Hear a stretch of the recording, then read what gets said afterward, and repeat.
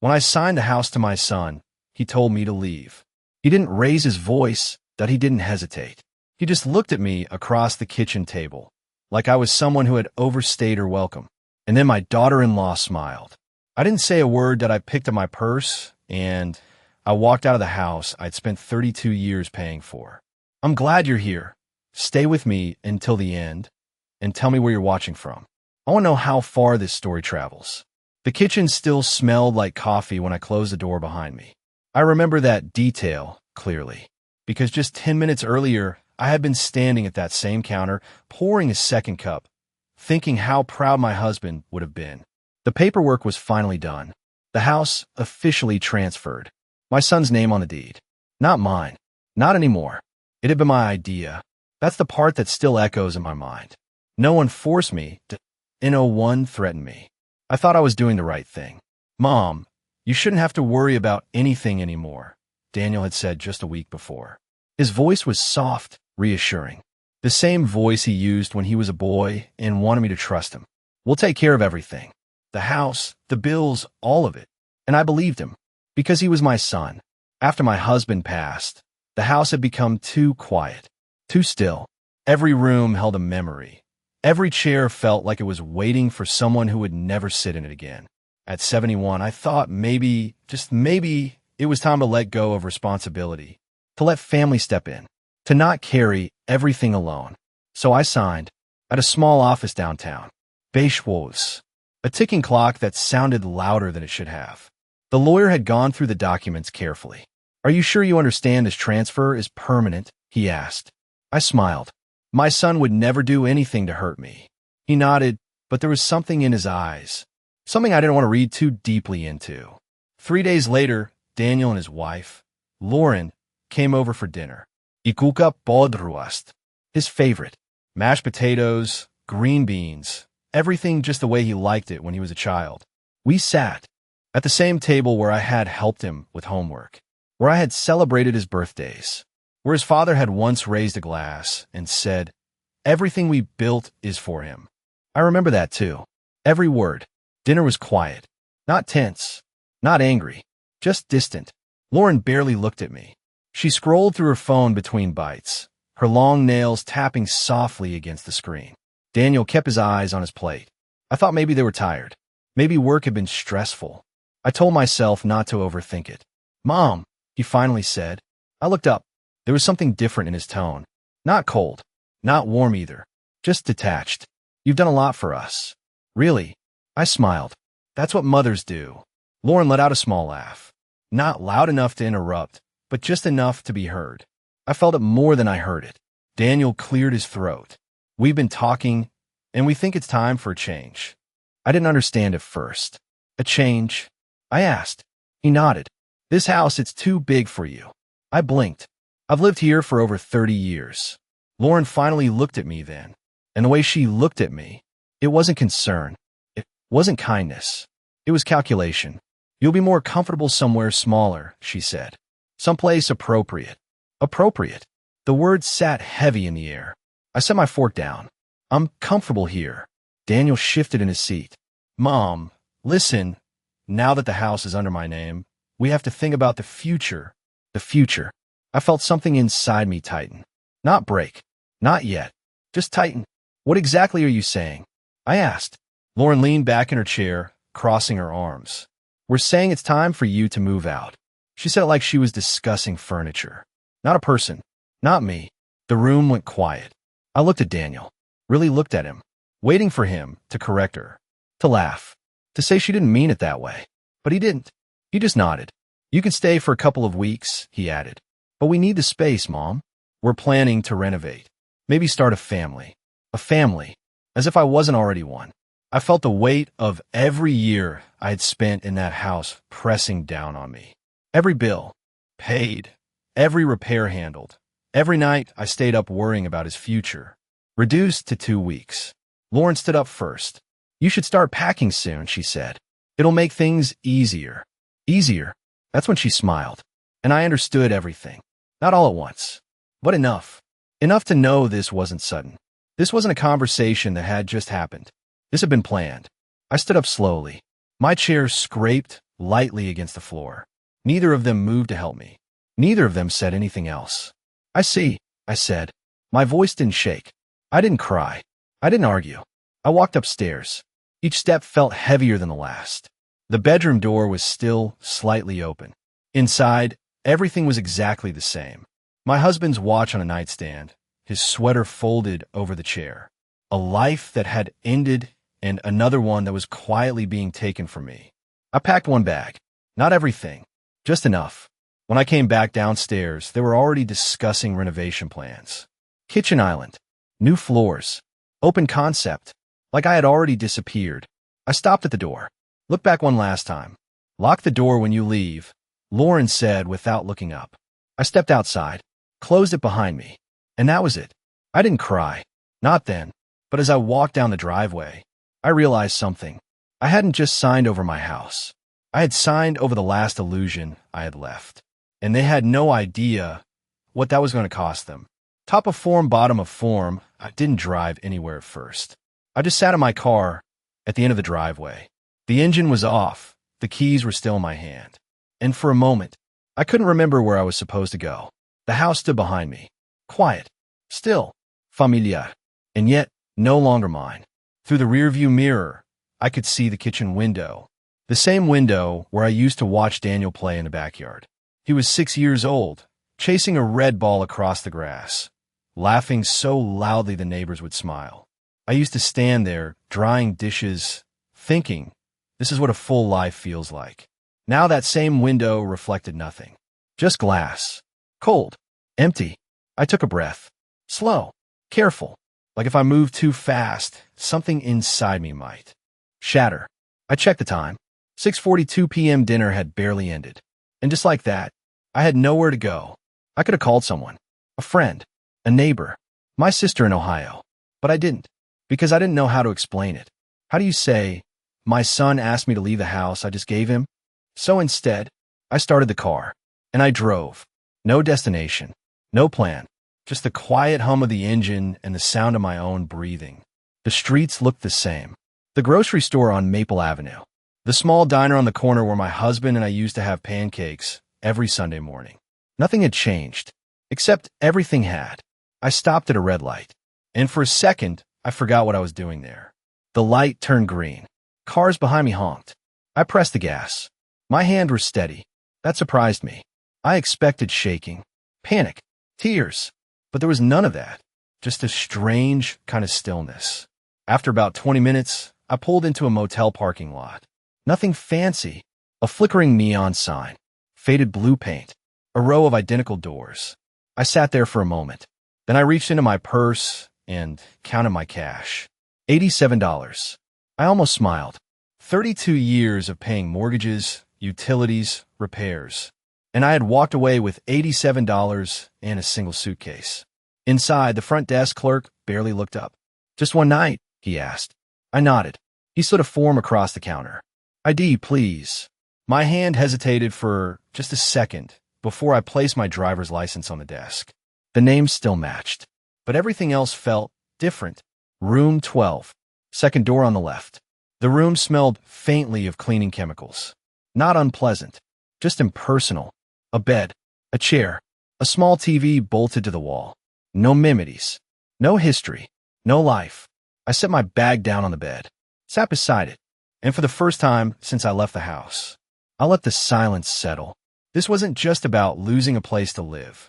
It was something deeper, something quieter.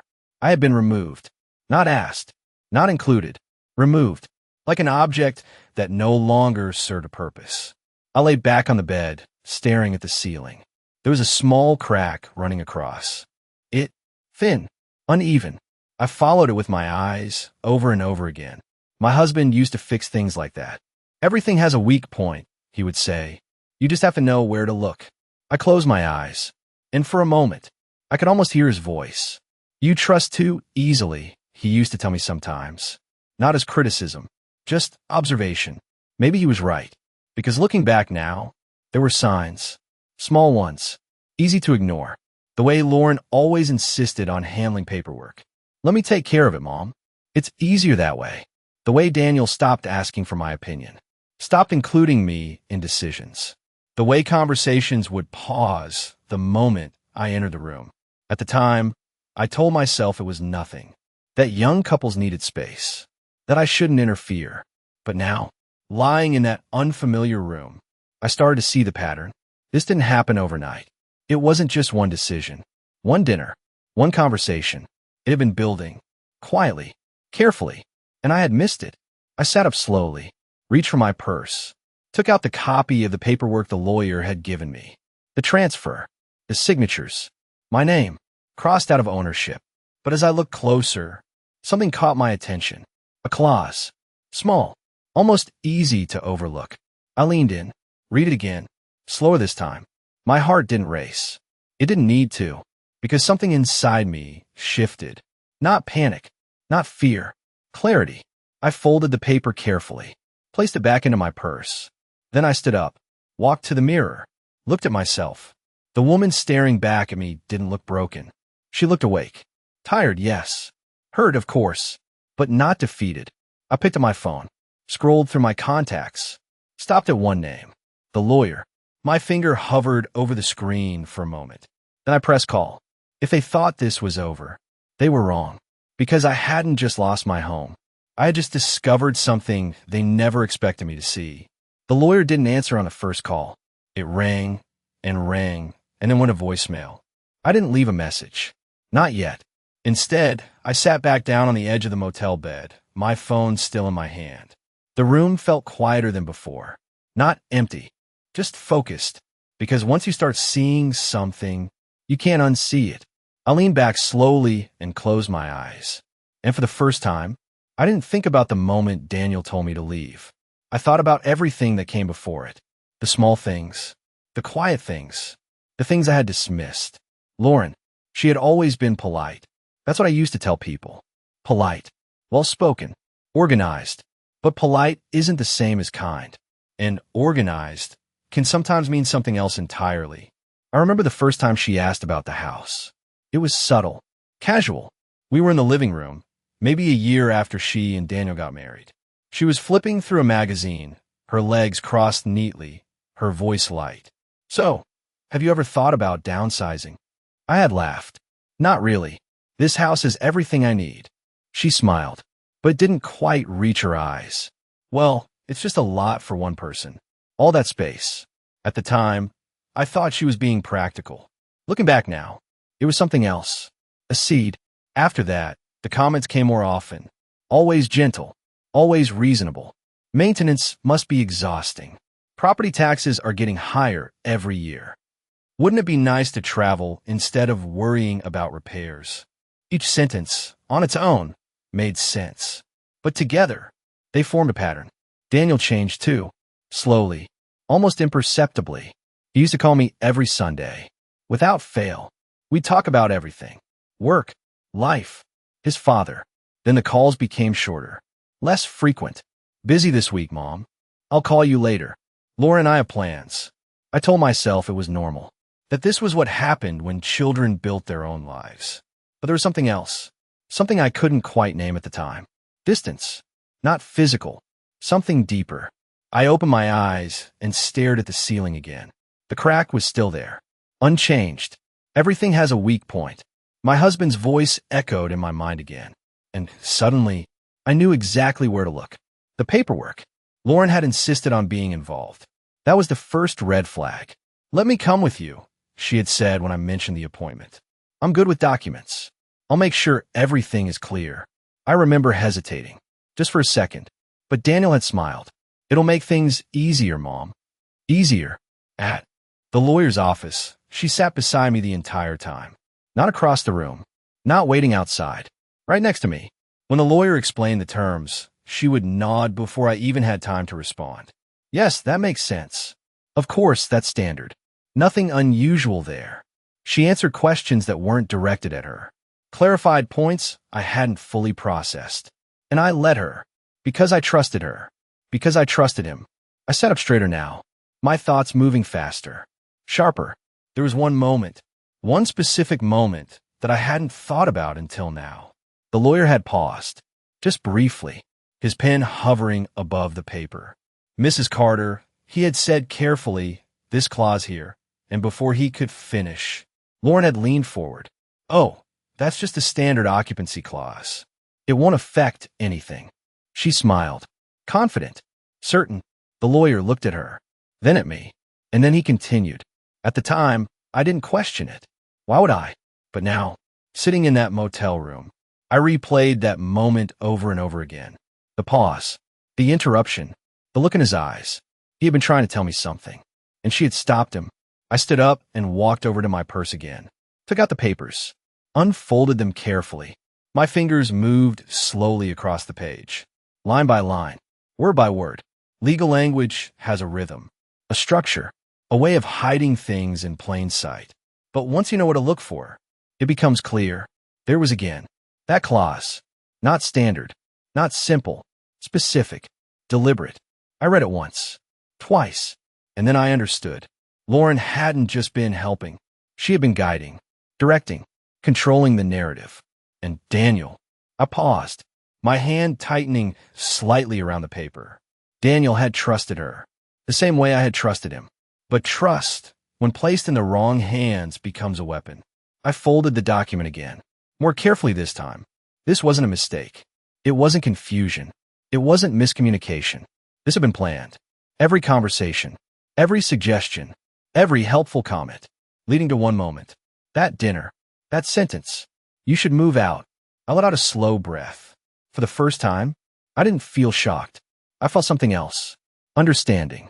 And understanding is where everything begins to change. My phone buzzed softly in my hand. The lawyer. Calling back. I stared at the screen for a second, then answered. Mrs. Carter, he said. His voice was calm, professional, but there was something underneath it, something I hadn't noticed before. About that clause, I didn't let him finish. I know, I said quietly. There was a pause on the other end of the line, and then he said something that made everything perfectly clear. They shouldn't have rushed you into signing that. I closed my eyes, just for a second. No, they shouldn't have, but they did. And now, they were going to learn exactly what that meant. Top of form, bottom of form, I didn't say anything after that. Not right away. The lawyer was still on the line, waiting, professional enough not to push, but quiet enough to let the truth settle. I'd like to meet tomorrow, I finally said. My voice was steady, more steady than I expected. Of course, he replied. There are things we should go over in person. Things. I ended the call and set my phone down slowly. The room felt smaller now, not suffocating, just temporary, because my mind wasn't there anymore. It had gone somewhere else. Somewhere familiar. Home. Not the house I had just left, but the life that had built it. I sat down on the bed again, and for the first time that night, I let myself remember him. My husband, Thomas. He wasn't a man of big speeches. He didn't believe in grand gestures, but he believed in one thing deeply: security. Everything we build, he used to say, should outlast us. I could still hear his voice. Clear. Steady. We bought that house when I was 39. A small place back then. 2 bedrooms. 1 bathroom.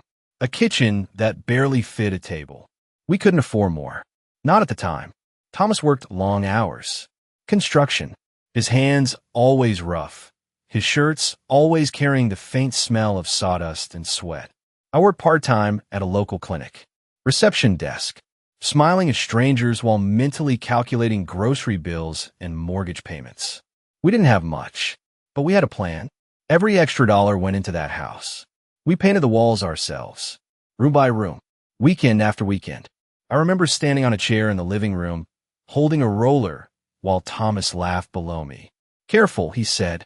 I don't need a broken wife on top of everything else. I laughed too, because back then, everything felt possible. Daniel was just a boy then, running through the hallway with socks on, sliding across the hardwood floors we had just installed. Slow down, I would shout. He never did, and Thomas would just smile. Let him run, he'd say. That's what this house is for. That house. It wasn't just walls and wood. It was years, sacrifices, promises. When Daniel turned 16, Thomas sat him down at that same kitchen table. This house, he said, his voice calm but firm, doesn't come easy. You respect it. You take care of it. And you take care of your mother. I remember standing in the doorway, listening. Daniel nodded. Serious. Sincere. I will, Dad. He meant it. I know he did. Back then. I closed my eyes. The memory lingering just long enough to hurt, but not long enough to break me. The motel room came back into focus. The dim light. The quiet hum of the air conditioner. Everything felt so far away from that life. From that promise. After Thomas got sick, things changed. It was sudden. Faster than we expected. 1 month he was working. The next, he was sitting in that same living room, too tired to stand for long. I took care of him. Every day. Every night. I learned how to manage medications. Doctor visits. Insurance calls that never seemed to end. And through it all, he never stopped thinking about the house. About me. One night, just a week before he passed, he reached for my hand. Don't let anyone take this from you, he said quietly. I frowned. What are you talking about? This house, he said. It's yours. It's always been yours. I squeezed his hand. You built it too. He shook his head slightly. I built it with you. But I built it for you. His grip tightened just a little. Promise me. You won't let anyone push you out. I smiled softly, trying to ease the moment. Who would do that? He didn't answer right away. Just looked at me. Longer than usual.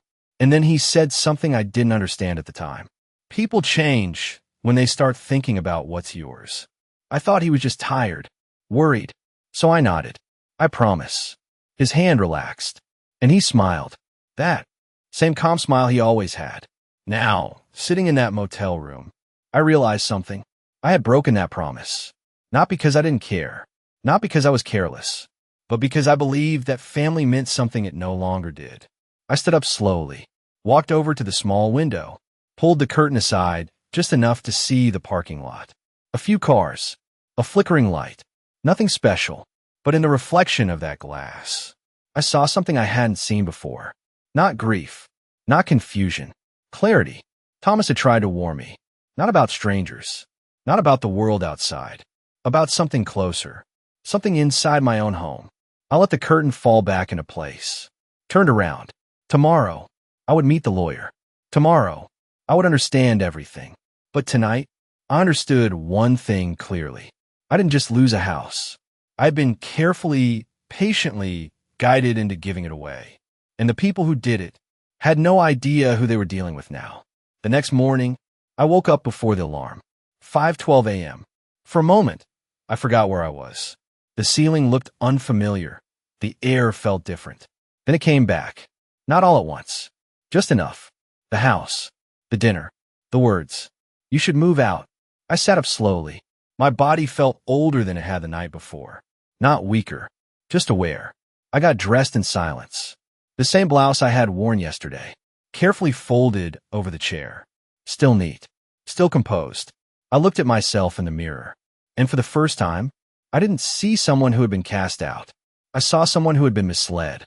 And that's different. By 8:30 a.m., I was sitting across from the lawyer. Same office. Same beige walls. Same ticking clock. But this time, everything felt different. He didn't waste time. I'm glad you came, he said, placing a folder on the table. His tone was calm, but there was a weight behind it now. I should have insisted yesterday, he added. But your daughter-in-law was very persuasive. I didn't react to that. Not outwardly. Tell me what I missed, I said. He nodded. Open the folder. There's a clause in your transfer agreement, he began, sliding a document toward me.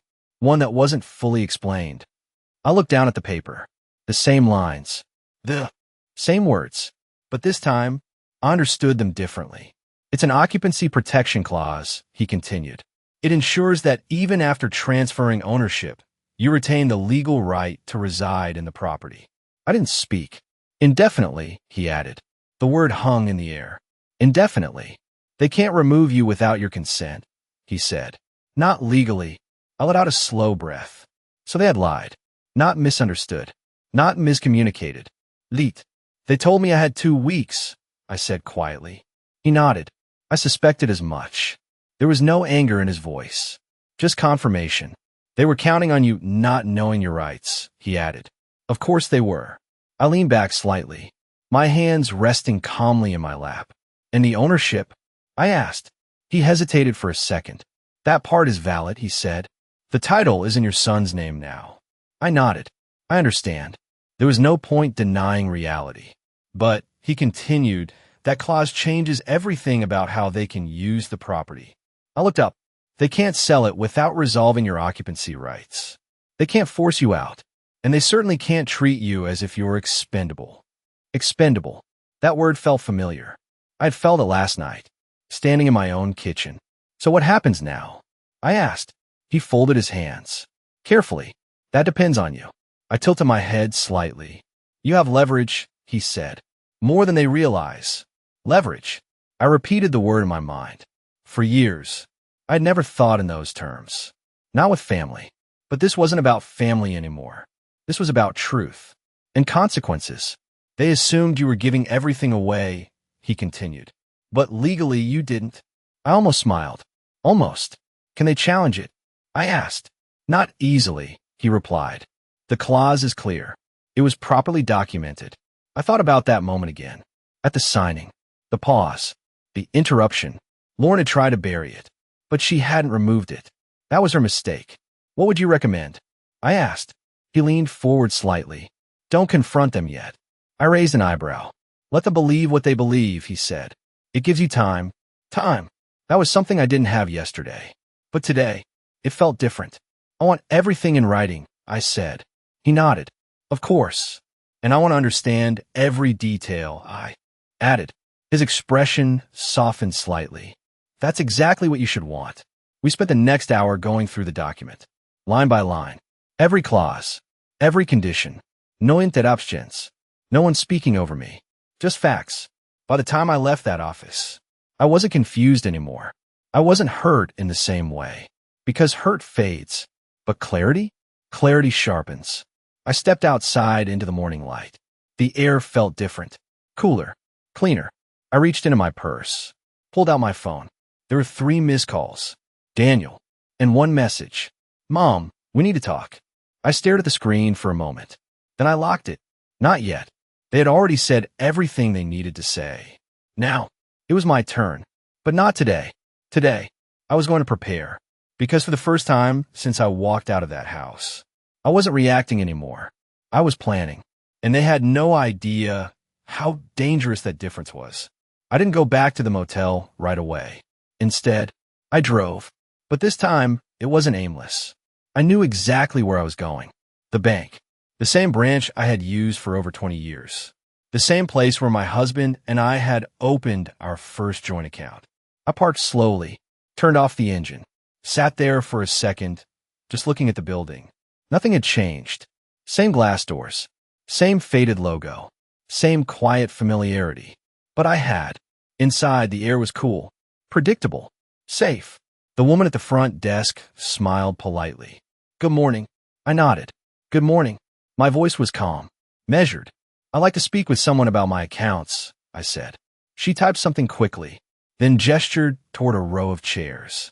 Someone will be with you shortly. I sat down, folded my hands in my lap, waited. Waiting used to make me anxious. Not anymore, because now waiting meant thinking, and thinking meant clarity.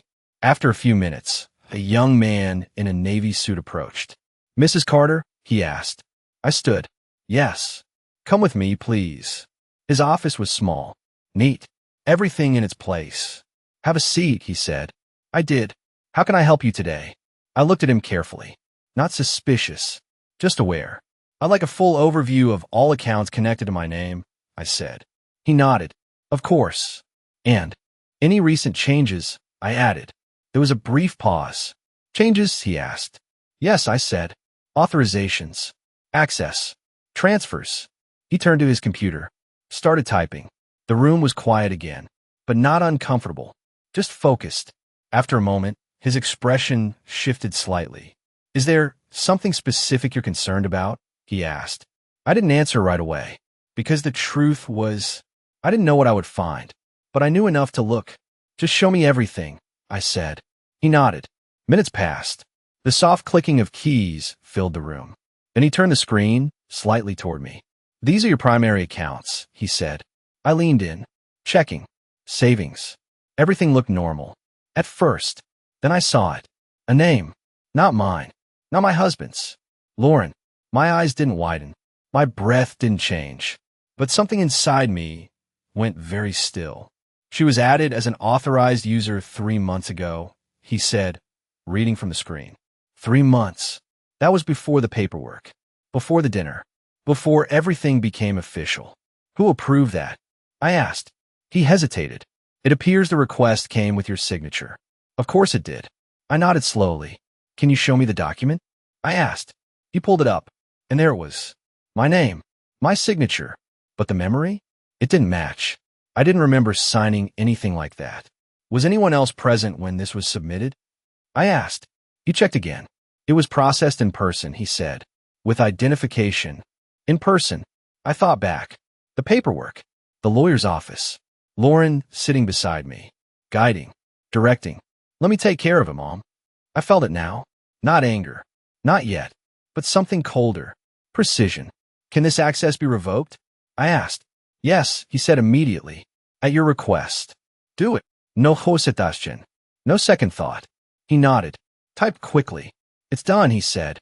Just like that. One move. Small. Quiet. But necessary. Is there anything else? He asked. I considered the question. There was always more. But not all at once. Not today, I said. He smiled politely. If you need anything further, don't hesitate to reach out. I stood. Thank you. And I meant it. Because for the first time, I wasn't being guided. I was making decisions. I walked out of the bank slowly. The sunlight felt warmer now. Different. Not because anything outside had changed, but because something inside me had. They thought I was alone. Confused. Powerless. They thought I would accept what they told me. What they decided for me. But they were wrong. I got into my car. Closed the door. And for the first time since this began, I allowed myself a small, quiet realization. This wasn't just about a house anymore. It was about control. And piece by piece, I was taking it back. They had made their move. Now, I had made mine. And they still had no idea. The game had already changed. Top of form, bottom of form, I didn't call Daniel. Not that day. Not the next one either. I let his messages sit. Unread. Unanswered. Because silence can be louder than anything you say. Instead, I focused on something else. The clause. The one Lauren tried to brush off. The one the lawyer had almost explained before she interrupted. That night, back in the motel, I spread the papers across the small table. Smoothed them out carefully. Every page. Every line. I wasn't rushing anymore. I read slowly. Deliberately. The legal language didn't intimidate me this time. Because now, I knew it was hiding something important. I started from the beginning. Ownership transfer. Conditions. Responsibilities. Then I reached it again. The clause. Grantor retains full residential occupancy rights without limitation or termination, unless voluntarily waived in writing. I read it once. Then again. Without limitation. Without termination. That wasn't just protection. That was control. I sat back in my chair. Let the meaning settle. They own the house on paper. Yes, but I still had the right to live there. Stay there. Use it. Indefinitely. Which meant something else. Something even more important. They couldn't move in without me. I felt a quiet shift inside me. Not satisfaction. Not yet. But clarity, sharpening into something more. Because suddenly, everything they had said at that dinner didn't just sound cruel. It sounded reckless. You have 2 weeks. No, they didn't have the authority to give me any timeline at all. I stood up slowly, walked toward the window again. The same parking lot, the same flickering light. But everything felt different now, because I wasn't looking backward anymore. I was looking ahead. I turned back to the table, picked up the papers again. There were more details, subtle ones, maintenance responsibilities, shared usage conditions, restrictions on sale. Each one another layer. Each one another mistake they had made. Because they hadn't read this carefully. They had assumed. Assumed I would trust them. Assumed I wouldn't question anything. Assumed I wouldn't look twice. And they were right. At first. But not anymore. I picked up my phone. Scrolled through my messages. Daniel. For messages now. Mom, please call me. We need to talk about what happened. Lauren didn't mean it that way. Please don't do anything rash. I paused at that last one. Don't do anything rash. I almost smiled. Because for the first time, I wasn't acting on emotion. I was thinking. Planning. Carefully. I locked the phone again. Set aside. There was one more thing I needed to confirm. The lawyer had mentioned it briefly. They can't sell the house without resolving your occupancy rights. I wanted to understand exactly what that meant. So the next morning, I went back. Same office. Same quiet. But this time, I didn't sit across from him as someone confused. I sat as someone prepared. I need you to explain the implications of this clause, I said, placing the document in front of him. He nodded. No hositashchen. Of course. He adjusted his glasses slightly, looked down at the paper. Legally speaking, he began, your son owns the title. I nodded. But ownership is not absolute in this case, he continued. I leaned forward slightly. As long as your occupancy rights remain in place, the property is restricted. Restricted? In what way? I asked. They cannot evict you, he said. They cannot lease the property. And most importantly, he paused. They cannot sell it in any practical sense. I held his gaze. Explain that. He leaned back slightly. No buyer will take on a property with an indefinite occupant who cannot be removed, he said. Of course. No bank will finance it. No investor will touch it. I felt it then. That shift. The moment everything clicked into place. They thought they had secured something valuable. A house. An asset. But what they actually had was a property they couldn't fully control. A property tied to me. I sat back slowly. And if I choose to stay? I asked. He met my eyes. Then they'll have to live with that. Live with me. Or rather, live with their decision. I stood up, gathered the papers. Thank you, I said. He nodded. As I walked out of that office, I didn't feel angry. I didn't feel hurt. I felt something far more dangerous. Certain, because now I understood the board. Every move they had made, every assumption they had relied on, and every mistake. They thought they had taken everything from me, but they hadn't. They had tied themselves to me, and they didn't even realize it yet. I got into my car, closed the door, and for the first time since this began, I allowed myself a quiet, steady thought. This wasn't just a setback. It was leverage, and I knew exactly how to use it. I didn't go back to the house. Not yet. That was the first decision I made. Not emotional, not impulsive, strategic, because walking back in right away would have given them what they expected. A reaction, a confrontation, a scene, and I wasn't going to give them that. Instead, I checked out of the motel, not because I couldn't stay, but because I didn't want to remain in a place that felt temporary. I needed something else, something quieter, more controlled. I found a small extended stay apartment on the edge of town. Nothing fancy, but clean, private, a place where I could think. The woman at the front desk handed me the key with a polite smile. Let us know if you need anything. I nodded. I will. Inside, the space was simple. A bed, a small kitchen, a table near the window. Enough. I set my bag down, placed the documents neatly on the table. Everything in order. That mattered now, because this wasn't just about understanding anymore. It was about execution. I sat down, opened a notebook I had picked up on the way, and I began to write. Not feelings, not memories. Facts, dates, conversations, details, the dinner, the words they used, the timeline of the paperwork, the bank authorization, Lauren's name. I wrote everything down, carefully, clearly, because memory fades. But records don't. Hours passed. The sunlight shifted across the floor, from one side of the room to the other. And by the time I finished, I had something solid, a sequence, a pattern, not just suspicion, proof. I closed the notebook slowly. This wasn't anger. This was preparation. My phone buzzed again. Daniel. 5 missed calls now. Another message. Mom, please. Just talk to me. We can. Fix this. Fix this. I stared at the words. For a moment, I thought about who he used to be. The boy who ran for the hallway. The teenager who promised his father he would take care of me. Then I thought about the man sitting at that table. Silent. Detached. Agreeing. And I understood something. This wasn't something to fix. This was something to face. I didn't reply. Not yet. Instead, I made another call. The lawyer. I want to be ready, I said when he answered. For what? He asked. For when they realize. There was a pause. They will, he said. Yes, I replied. And when they do, I want everything in place. He understood. I'll prepare the documentation, he said. Formal notice of your occupancy rights. Legal reinforcement, if necessary. Good, I said, because that's what this was now. Not emotional. Formal. Structured. Real. After the call, I stood up, walked to the window. The street outside was quiet. Cars passing occasionally. People moving through their day. Normal. And that's what made it so clear. The world hadn't changed. Only my position in it had. And now, I was adjusting. Piece by piece. Move by move. I turned back to the table. Looked at the papers again. Ownership. Occupancy. Restrictions. Everything aligned. Everything ready. All that was missing was timing. That evening, I made one final decision. I opened my phone, scrolled to Daniel's name. And this time, I didn't ignore it. I sent a message. Short. Simple. We need to talk. Tomorrow. At the house. I stared at the screen for a second.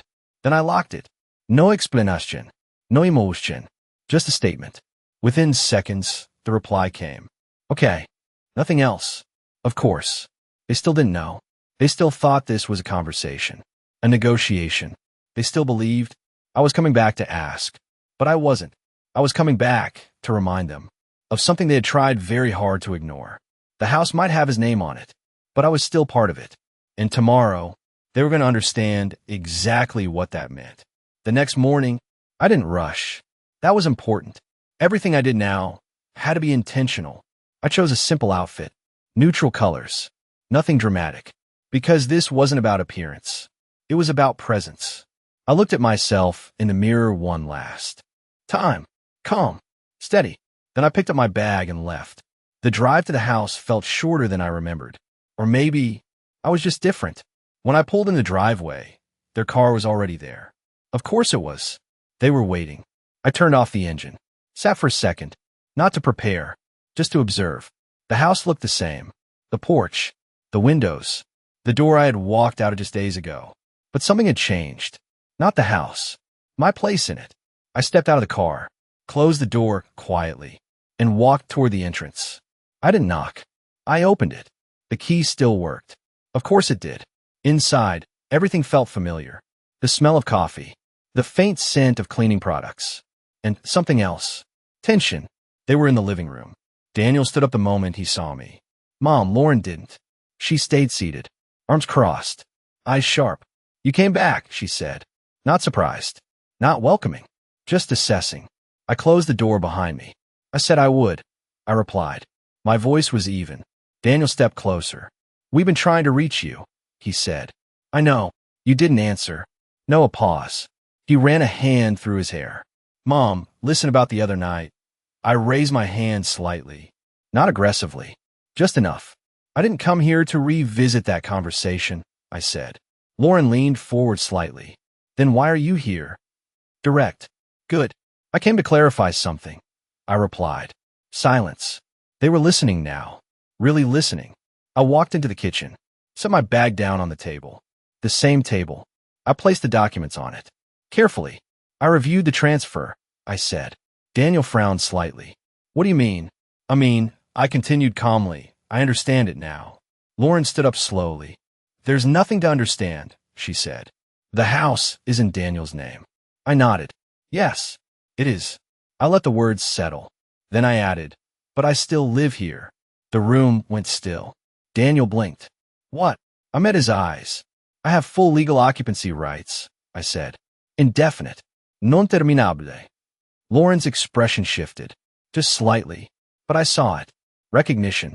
And something else. Concern. That's not, she started. It is, I said. Not louder. Not harsher. Just certain. I slid the paper across the table. The clause is right there, I added. Daniel stepped forward. Look down. His eyes moved quickly across the page. What is this? He asked. Lauren didn't answer. She didn't need to. She already knew. You didn't read it? I asked gently. Daniel looked up. Mom, you told me to leave, I continued. Still calm. Still steady. You gave me 2 weeks. Silence. But you don't have the authority to do that. Lauren crossed her arms tighter. That clause doesn't change ownership, she said. I didn't say it did, I replied. I took a step closer. But it changes control. That word landed. Control. Daniel looked between us. Confused. Wait, what does that mean? He asked. I turned to him. It means I can live here for as long as I choose, I said. His face shifted. It means you can't remove me. A pause. And it means, I added, you can't do anything with this house without me. Now it was quiet. Really quiet. Lauren's jaw tightened. That's not how this works, she said. It is exactly how this works, I replied. I didn't raise my voice. I didn't need to, because now this wasn't about emotion. It was about facts. Daniel stepped back slightly. So, what are you saying? He asked. I looked at him, really looked at him, and for a moment, I saw the boy again, the one who had promised his father. Then I saw the man, the one who had stayed silent. I'm saying, I replied, that I'm not leaving. The words settled into the room. Heavy. Final. Lauren let out a short laugh. You think you can just walk back in here like nothing happened? I met her gaze. I don't need to pretend nothing happened, I said. A pause. I just need to remind you what's real. She didn't respond. Not right away. Because for the first time, she didn't have control of the conversation. Daniel looked at me again. What do you want, Mom? He asked quietly. That question. Simple. Direct. I picked up my bag. I want exactly what I already have, I said. Nothing more. Nothing less. And then, I sat down. At my table. In my kitchen. In my home. And for the first time since this began, I didn't feel like I had lost anything. Because they were finally starting to understand. They hadn't won. Not even close. Top. A form bottom. A form. No one spoke for a few seconds after I sat down. That silence. It was different now.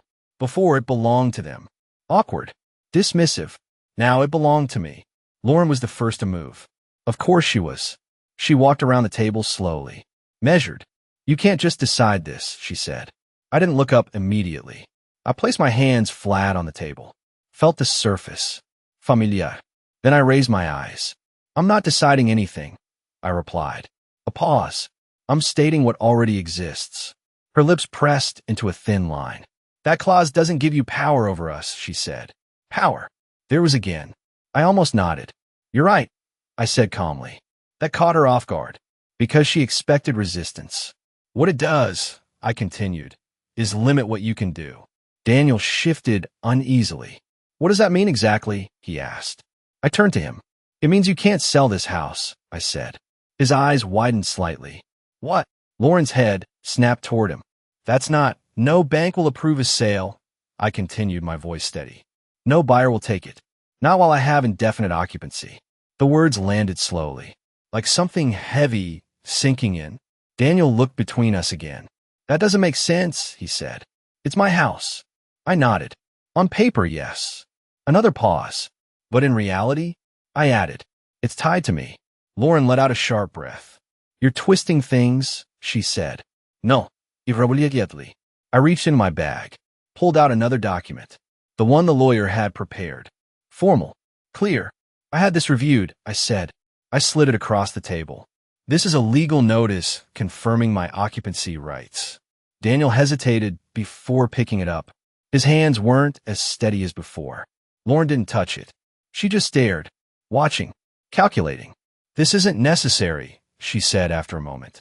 It is, I replied, because now, this wasn't just a conversation. It was documented. Real. Daniel scanned the page. What happens if we want to renovate? He asked slowly.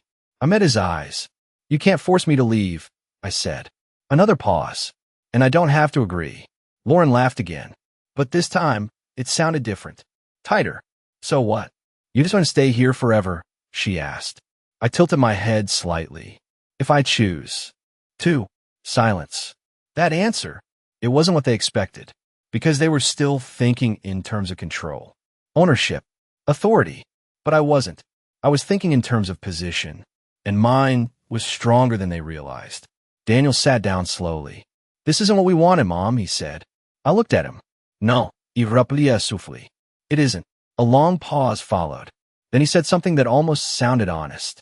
We thought it would be easier this way. Easier. I nodded once. For who? I asked. He didn't answer. Because he couldn't. Lauren stepped forward again. This is ridiculous, she said. You're making this complicated on purpose. I stood up slowly. Not to confront. just to shift the space. It was already complicated, I said. I looked around the room, at the walls, the furniture, the life that had been built here. You just didn't think I would notice. That landed, harder than anything else I had said, because it was true. Lauren's expression hardened. So what do you want? She asked again. This time, her voice wasn't sharp.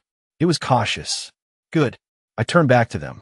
I want time, I said. Simple, clear, and I want respect. Daniel lowered his gaze. Lauren didn't, but she didn't interrupt either. I will stay here, I continued. For now, not aggressive, not emotional, just certain, and we will figure out what happens next. Another pause, because now, the situation had shifted. They weren't in control anymore, but neither was I forcing anything. I was holding the line. That's all. Daniel folded the paper slowly. This changes things, he said quietly.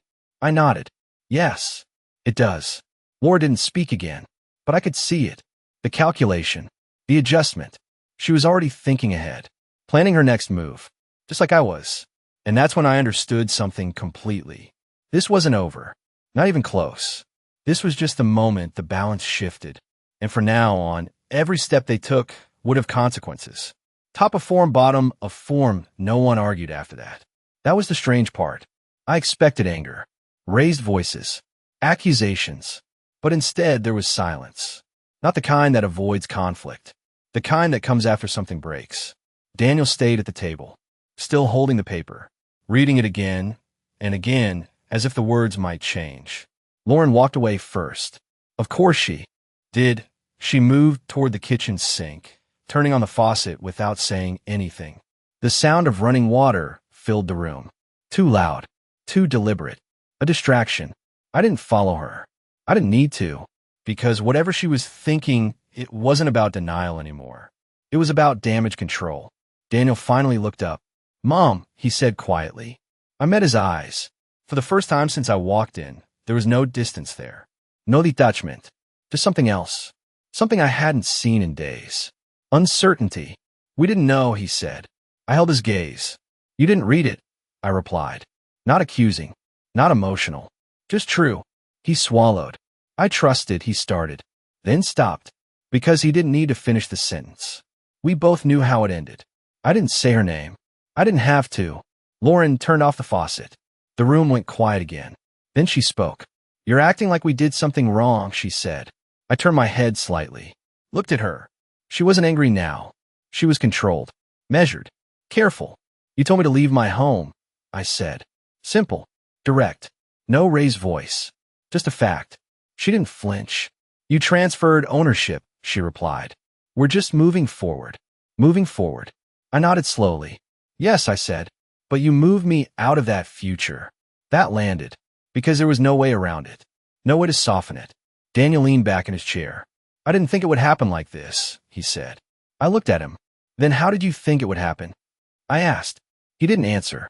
Because there was no version of this that didn't lead here. Not really. Lauren crossed her arms again. This isn't productive, she said. We need a solution. A solution. I almost smiled. Because now she was negotiating. Not commanding. Good. We have one, I said. They both looked at me. I stay, I continued. Silence. For now, I added. Daniel nodded slowly. Okay, he said. The word came out softer than I expected. Lauren didn't agree, but she didn't argue either. Because she understood something now. The same thing I did. This wasn't about winning anymore. It was about position. And hers had shifted. Hours passed after that. Not dramatically. Not loudly. Just differently. Daniel stayed in the living room. Quiet. Thinking. Lauren moved around the house. Cleaning. Organizing. But everything she did now felt sharper. More deliberate. Like she was trying to reclaim something she had already lost. I went upstairs. To my room. The door was exactly how I left it. Inside, nothing had changed. The bed. The dresser. The quiet presence of a life that still belonged to me. I sat down slowly. And for the first time since I came back, I allowed myself to feel it. Not grief. Not anger. Something else. Clarity. Because now, there were no illusions left. No misunderstandings. No assumptions. Just truth. My son had chosen silence. And his wife had chosen control, and together they had made a decision, one that didn't include me. But now they were facing the consequence of that decision, and they didn't know how to undo it. I lay back on the bed, stared at the ceiling, the same ceiling I had looked at for years, the same one my husband used to fix small cracks in. Everything has a weak point. I closed my eyes, and this time, I understood exactly what he meant. Because this situation, this family, had one too, and it had already been exposed. Downstairs, I could hear voices again. Low, tense, not fight, a disagreement. And I knew, without needing to hear the words, they weren't arguing about me. Not anymore. They were arguing about each other. And that was the beginning of the end. I didn't move. I didn't interrupt. Because some things don't need your help to fall apart. They do on their own. And as I lay there in the room I had built my life in, I realized something with absolute certainty. I hadn't destroyed this family. I had simply stopped holding it together. And without that, it was already collapsing. The house felt different that night. Not quieter, not louder, just honest. There were no more pretenses, no more polite smiles, no more illusions of family harmony. Just three people living under the same roof. And all of us finally understood what that meant. I didn't go downstairs for dinner. I stayed in my room, sat by the window, watched the light fade slowly from the sky. At some point, there was a knock. Soft, hesitant. Mom, Daniel. I didn't answer right away. Then I said, "Come in." He opened the door slowly. For a moment, he just stood there, like he wasn't sure if he belonged in that room anymore. Maybe he didn't. "I've been thinking," he said. I nodded slightly. "I imagine you have." He stepped inside, closed the door behind him. "She didn't tell me about the clause," he added. "Of course she didn't." "I figured that out," I said. He looked down. "I should have read it," he admitted. "Yes," I replied. "No anger, no softness, just truth." A long pause settled between us. Then he said something I didn't expect. "I messed this up." I studied his face. He looked older. Not in years. In understanding. "Yes," I said quietly. Another pause. "I thought I was doing the right thing," he continued. "For who?" I asked. He didn't answer. Because now, he understood the question. "I don't know how to fix it," he said finally. And there it was. Not an excuse. Not a defense. An admission. I stood up slowly, walked past him, stopped at the door. Then I turned back. "You don't fix this," I said. My voice was calm. Even. "You live with it." The words stayed in the air. Heavy. Final. I left the room. Downstairs, Lauren was in the kitchen. Of course she was. Standing by the counter. Phone in hand. She looked up when she saw me. Her expression didn't change. But her eyes did. They were sharper now. More careful. "We need to talk," she said. I shook my head slightly. "No, Irapia." Not angry. Not dismissive. Just finished. She stepped forward. "This isn't sustainable," she said. I met her gaze. "It doesn't have to be," I answered. A pause. Because she understood. More than Daniel did. "If you stay," she began. "I'm staying," I said. Not louder. Just certain. Another silence. And she asked the only question that mattered to her. "What do you want?" I considered it for a moment. Not because I didn't know, but because I wanted her to hear it clearly. "I want peace," I said.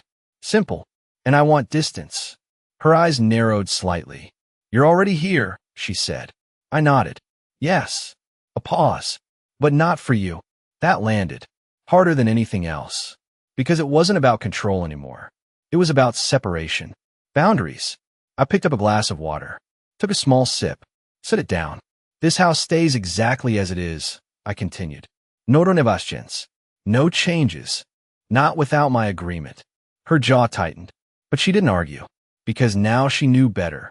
And eventually, I added, "I'll decide what happens next." That was the truth. Not a threat. Not a promise. Just reality. I turned and walked away. Back upstairs. Back to my room. The same room.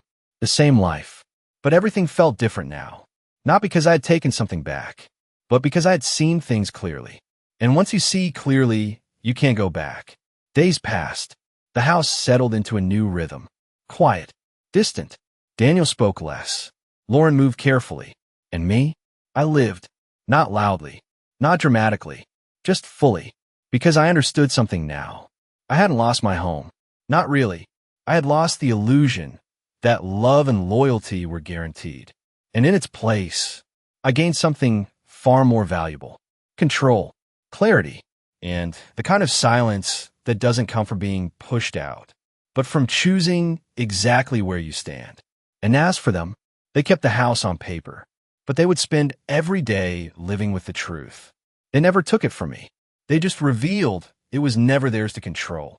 If you've stayed until this moment, maybe this story means something to you. So before you scroll away, take a second to hit like, subscribe, and share it, so more people can feel what you just felt. Top of form, bottom of form.